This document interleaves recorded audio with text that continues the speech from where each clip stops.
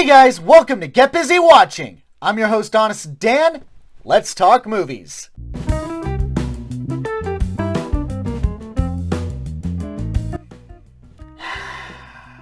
Okay, I know we stand for Zack Snyder. After the death of his daughter, it should be respected that the fan base was able to come together and push to make the Snyder Cut really happen. Where once the Snyder Cut never existed, now it does, and there's truly a remarkable story here. But, man, I'm seeing early reviews that are calling this a masterpiece. Bro, really? Let's get into it. All 4 hours of it. This is my honest opinion of Zack Snyder's Justice League.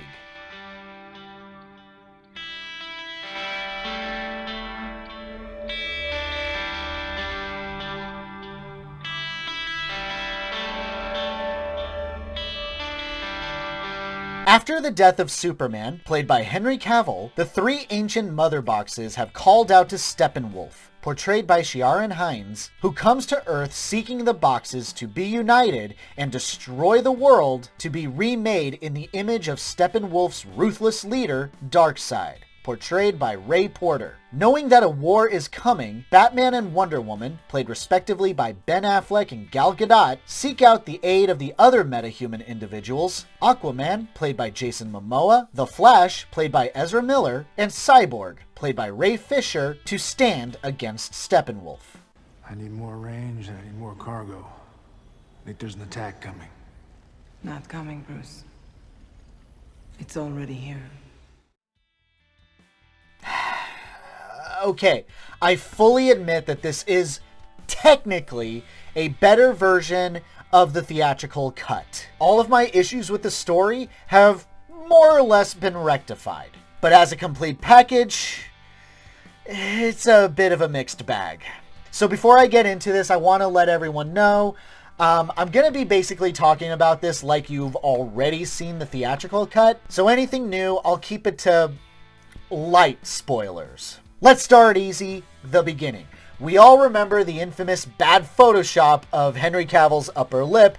It's completely gone. That scene does not exist anywhere in this movie. Instead, what we get is something that's more palatable, let's say, but still kind of ridiculous. It opens on Superman getting impaled by Doomsday, and quite literally, his scream of pain is heard around the world. Like, people perk their heads up when they hear his cry of pain. Even in Atlantis, man. Yes, technically there's more to it than that. The mother boxes are waking up and doing their thing, but the presentation is just too silly.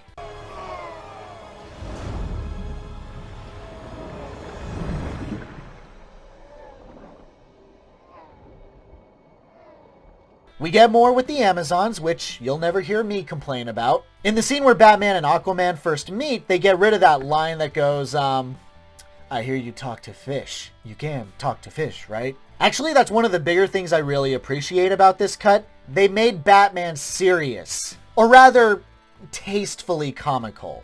He's closer to like the animated series or Burton Batman, where he's not really afraid to crack a joke, but he's still mostly serious. I won't pretend they're all funny, but it's not the bullshit, let's make Batman the comic relief thing that they were trying to do with the theatrical cut. So there's none of that, oh yeah, something's bleeding line. That was just, oh god, what the hell was that even? Yeah. Oh, something is definitely bleeding. I don't know about anyone else, but this just kind of made me laugh for how awkward it was.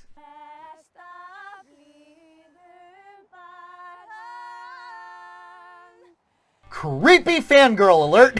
I imagine Momoa's got a few of those. Now we're at the museum scene with Wonder Woman, and I gotta say, I kinda like how serious and dark she is. Oh my god, such a welcome change over 84. But seriously, look how fast-paced this action is.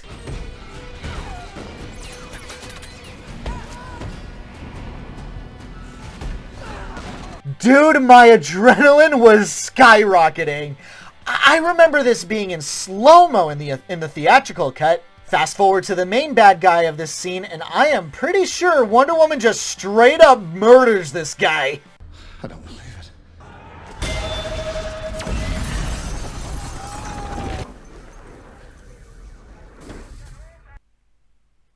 Probably just traumatized a few of those people that you just saved who have never witnessed a murder before. Also, we get this hammy-ass line. You okay, princess? Can I be like you someday? You can be anything you want to be. You know what? In my deep dive for the first Wonder Woman movie, I said that if you're gonna have cheesy-ass shit like this, you have to earn it. That shit was fucking awesome. So I'm gonna let it slide. How is one scene from this movie better than the entirety of Wonder Woman 1984? How did Zack Snyder do Wonder Woman better than Patty Jenkins? Girl, step up your game in the third movie, please! And now for Steppenwolf. You know, I feel like his redesign is just a little too much for me. Like, there's almost too much going on with his armor. Don't get me wrong, it looks better from a technical standpoint, but the redesign itself just seems overloaded. Like, this is the kind of bad guy armor design that would be mocked if it was seen under different circumstances. At least with the previous design, I could tell where certain armor pieces start and end. And now that we have added scenes with Darkseid and a little clarity on where Steppenwolf has been all this time, his previous armor, as janky as it was, seemed befitting of someone who's been exiled from Apocalypse for who knows how long. And it was around this point when the building falls into the ocean where I started to realize this movie is really dragged out. And dare I say it, self-indulgent. First of all, why does the building fall into the ocean? But more directly, I feel like we just get far too many scenes that feel too long and unnecessary. Like the arrow that Hippolyta fires into man's world to warn Diana of the coming invasion. Apparently, that was a special arrow. The arrow of Artemis. I don't know if that information was entirely relevant. I just kind of assumed fantasy logic in the theatrical cut. By extension, we get a scene where Diana grabs the Artemis arrow and gets an Indiana Jones scene where she unlocks a tomb, and that's supposed to explain how she knows the backstory of everything. The first invasion, the alliance of men, Amazons, Atlanteans, the one Green Lantern. Again, I just assumed that Diana knew her history in the previous cut. I don't think I needed the details. And oh dear fuck the slow-mo. I swear to fucking God, the slow-mo is half the reason this movie is 4 fucking hours long.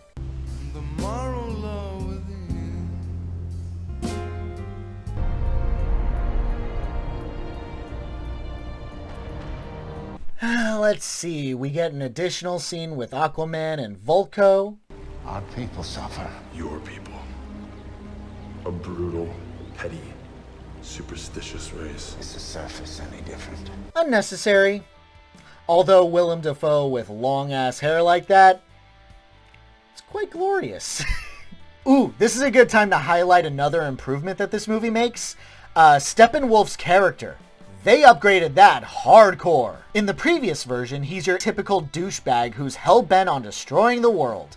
Been there, done that, got the t-shirt. Boring. But here, he's actually a little interesting and has a real personal stake in the outcome of the story. We see that he's an exile from Apocalypse. A little thin on the details, something about a mistake that he's otherwise learned from and yearns to return at the side of Darkseid. He's not entirely taken seriously by Desaad, portrayed by Peter Guinness. Not exactly explained who Desaad is either. Even I never quite understood who he was in relation to Darkseid. Just another general? I know that's who Granny Goodness was. She makes a cameo in this movie. That was pretty cool. At least I think that's who that was. In any case, good job fleshing out Steppenwolf. Much appreciated. For Darkseid.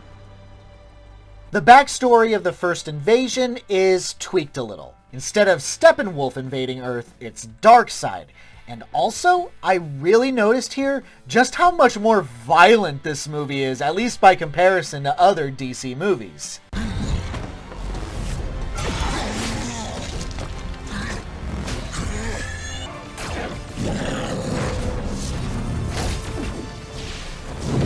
We have an extra scene with Flash, and he's rescuing Iris West, played by Kiersey Clemons, while he's also trying to get a job.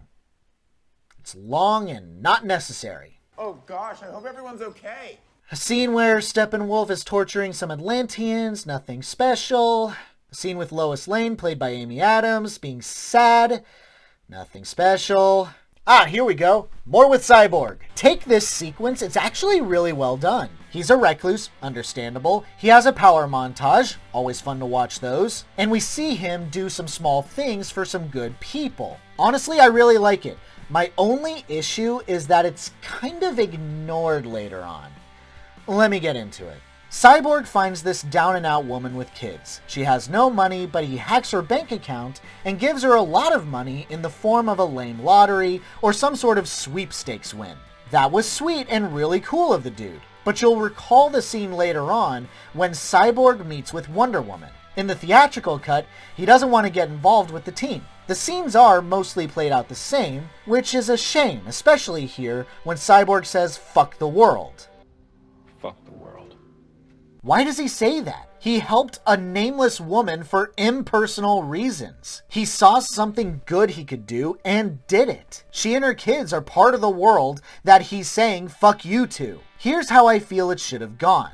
We see him brooding alone as he watches the world go about its business. He resents these people for not knowing true pain and suffering like he does. He has his talk with Wonder Woman, says fuck the world, and then he listens to his father's recording, tests out his abilities, helps the down-and-out woman, and that's his aha moment where he realizes, oh, I guess I can make a difference. He goes home after he smiles at the woman's good fortune, and that's when he discovers that his dad has been abducted. I feel like that would have flowed better for Cyborg's character. The fate of the world will literally rest in your hands. I always assumed that the bad humor from Flash was a Joss Whedon rewrite, but I guess it was always part of the script. For the record, I am assuming that every scene that was redone by Whedon would be plain as day to notice, especially considering any changes with certain scenes. So if some play out the exact same between both the Whedon and the Snyder Cut, then that was always part of the movie. So with that in mind, Flash was always not funny. Caused me to burn a tremendous amount of calories, so I am just a black hole of snacks. I am a snack hole. We have a scene with Diana and Alfred, played by Jeremy Irons, bickering about tea, and show off a heat-resistant gauntlet for Batman. The gauntlet thing was cool, not so much the tea thing. A gauntlet that captures and dissipates energy. It's Master Wayne's idea. Maybe you should work on a lasso too. In black, of course. Oh, here's something downright refreshing. There's no gratuitous shots of Diana's ass. We spoke. Jesus Christ. You know, once upon a time, we championed Joss Whedon for being a feminist. When did he become disgusting? Let me get the wording right. He was always disgusting, but when did he start showing that in his movies? Because I don't remember that shit in Firefly, Buffy, Angel, either of the Avengers movies.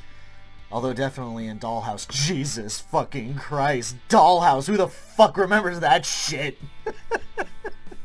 Does anyone remember that time when articles were cropping up all over the place saying that Dollhouse is one of the underrated works of Joss Whedon? I'm the one asshole who's sitting here going, no. If anything, fucking Dollhouse just got fucking worse over time. Anyway, no gratuitous ass shots. Weirdly gave Mira an accent. Your mother left you to save your life. You cannot imagine how it hurt her. Did she have one in Aquaman? I don't remember her having one in that movie. Am I remembering things different? Did you steal a boat? Are the boats at the marina not for public use?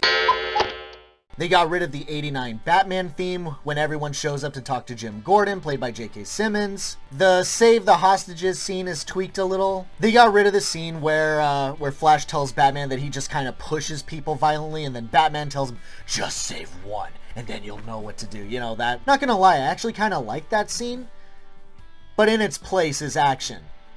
I'll take it.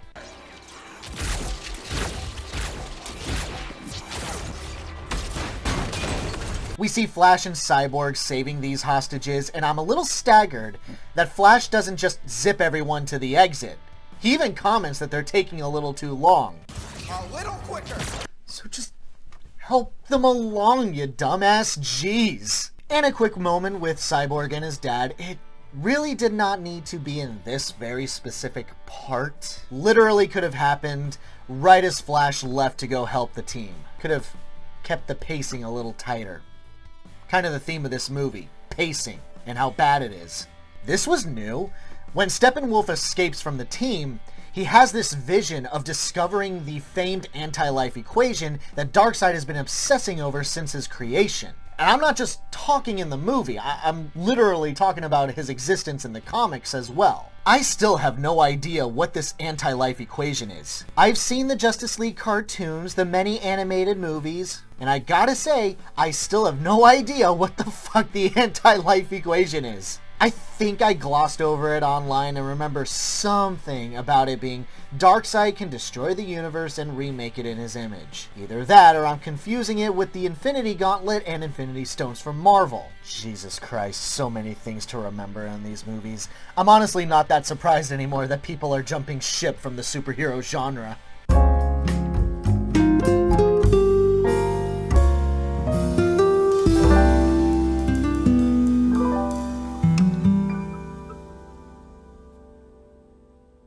Ah yes, this scene. So before, the team learns that Steppenwolf has 2 of the 3 mother boxes. Cyborg flies away and lickety-split returns with the 3rd mother box.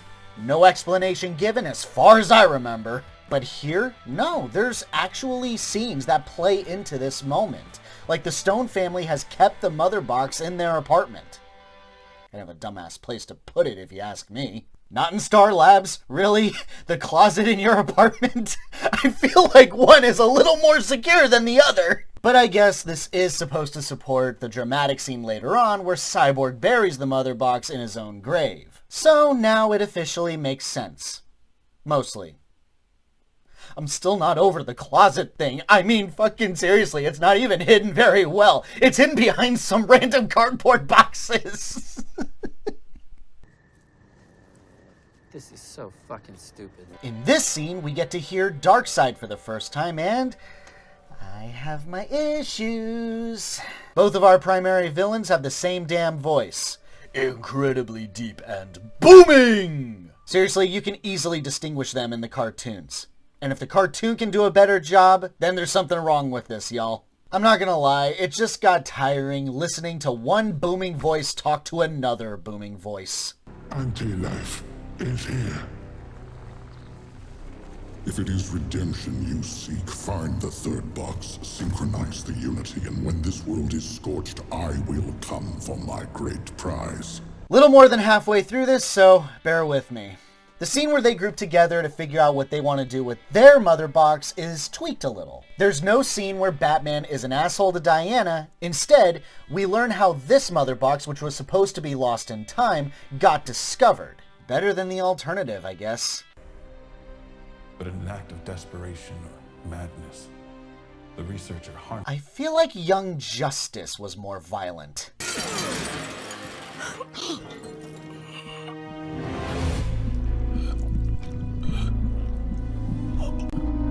And that's a kid's show. Older kids. But it's still more intense than the R-rated Zack Snyder movie. What is World? Ooh, this was an exciting scene. Martha was really Martian Manhunter. He does nothing in this movie. Don't get me wrong, Harry Lennix is a wonderful choice in a sea of wonderful choices of actors, both live action and animated, to portray J'onn J'onzz. Fucking shame we're never gonna see this mean anything. Then again, fans did kick up a hurricane to get this made. Anything's possible at this point. Why is he all CG? What's wrong with makeup these days? We have a quick scene with Diane and Arthur mentioning how long it's been since Atlanteans and Amazons have spoken to each other. Kinda nice, I guess. Movie would have lived without it. I hate Atlanteans as much as you Amazons do. Hate is useless. There's more with the Star Labs stuff, how the team was able to get inside without any muss or fuss. In retrospect, this was a pretty necessary scene. Dr. Stone, you there? I don't copy. I was mistaken. The alarm's legit. Everybody out, and nobody, I repeat, nobody comes back inside without my say-so. Roger that, sir. Another scene with sad Lois, although I guess here she's got her mojo back after that heart-to-heart with Martha. So I guess we're going somewhere with it this time. So now we're in Superman's ship, and Cyborg gets a vision of the Injustice future. Oh, well, I guess the internet has its heart set on calling it the Nightmare Sequence. So we'll call it that. But yeah, we're showing heroes dead and Superman being a villain. Serving Darkseid, no less. I don't know what this means either. It's not brought up again. Yeah, literally, Cyborg does not say this to anyone. I mean, I guess this is the direction that Snyder wanted his universe to go in, but man, I feel like you gotta earn that, and I just don't think he did. The whole Superman forgetting himself remains unchanged. Yes, that moment is still here.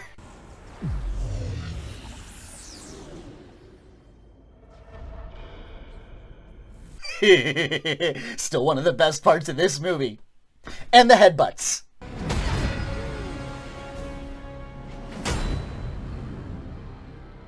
God, I love that shit. The only real difference is when Batman shows up. None of that reverse, do you bleed shit. And like I said before, Batman isn't forced comic relief. Thank fuck. Clark, no.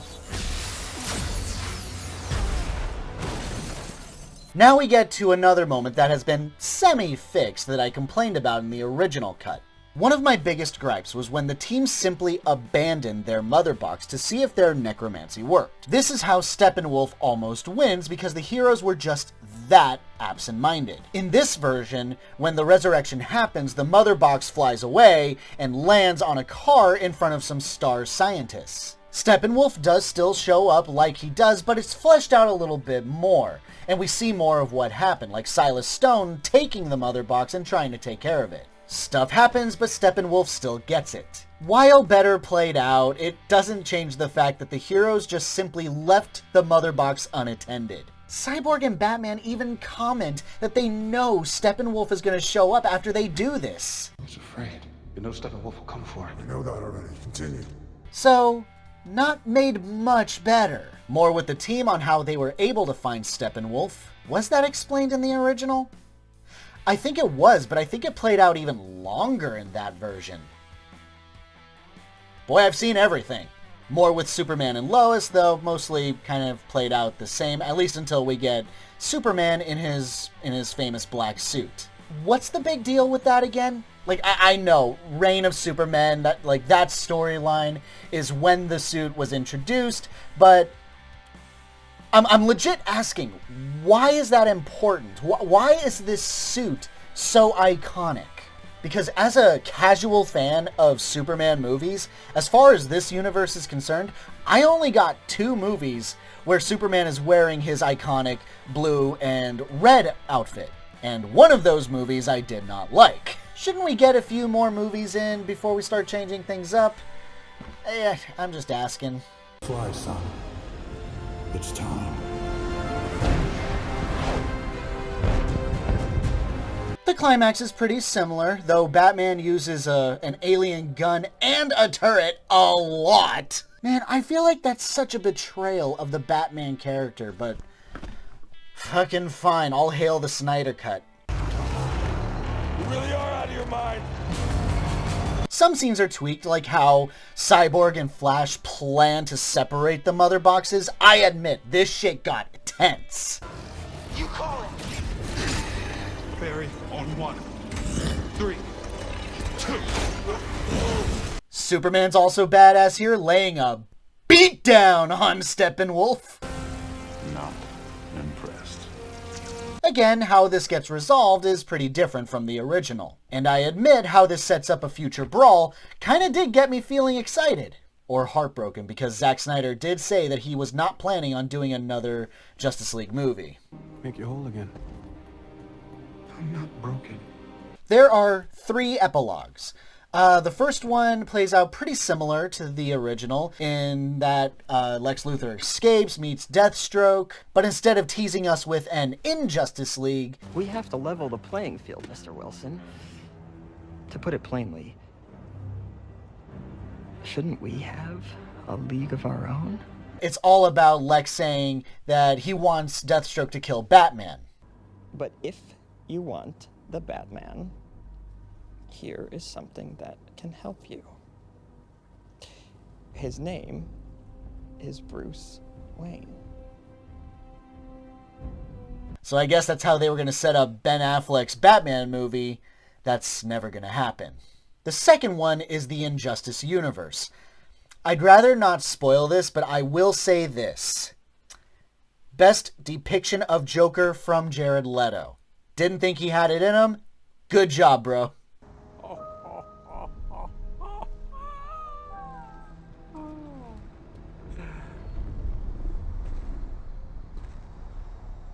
Au contraire, my little fish stick. He knows exactly what it's like to lose someone he loves. I said this to someone before, but I feel like if you want a definitive Joker, you have to pit him against Batman. When that happens, it's pure magic. That's what this was. Magic to me. And the third epilogue is Martian Manhunter showing up again to tell Bruce Wayne that he plans to take an active role in another sequel that we are likely not going to see. Still pretty cool, though. Well, I'll be in touch.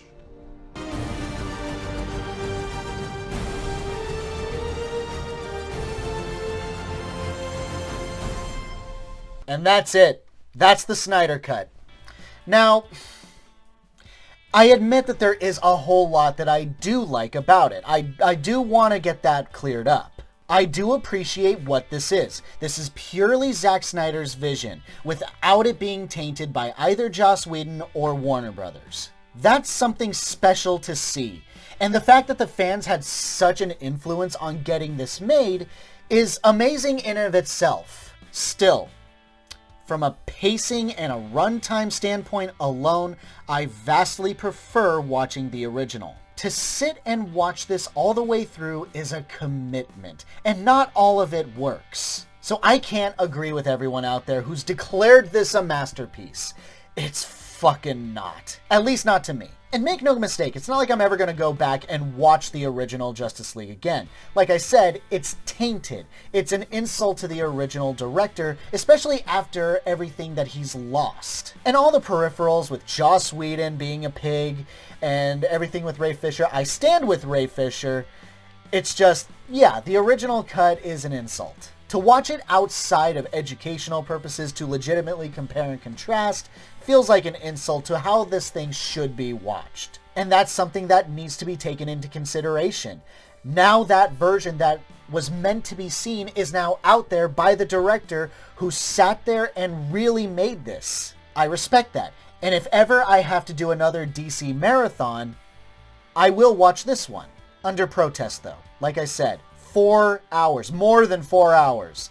This is a hard watch. My honest rating for Zack Snyder's Justice League, a 3 out of 5. Anti-life is found, Assad, and we will stop at nothing to possess it. Ready the Armada. We will use the old ways. So sorry this one took a while to get out, guys. For the last week or so, I've just been out of it. I've been tired. I've been told that's part of the vaccination thing. It's just, you know, if you ever feel tired, that's why. And I've been feeling tired, so I just had no energy to get on camera and do this. Slowly getting my mojo back, so we'll see how that goes. In any case, thanks so much for watching, you guys. I really appreciate it. Have a great day. Stay safe and healthy out there. Please wear a mask if you go out. Get vaccinated for family, friends, and community. Hope to see you soon.